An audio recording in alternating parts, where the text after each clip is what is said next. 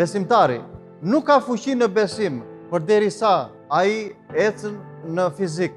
Pse? Sepse besimi është hynor. Besimi është në frym. Shërbesa bëhet në frym. Bindja është në frym. Marrëdhënia me Perëndin është në frym.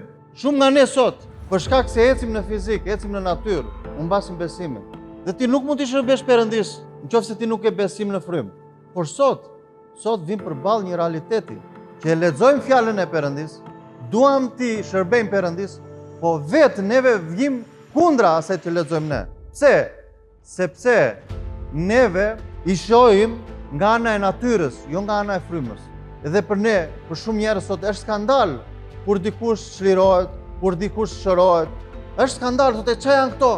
Edhe ka lexuar. Kjo është e forta që lexojnë, e din. Pse?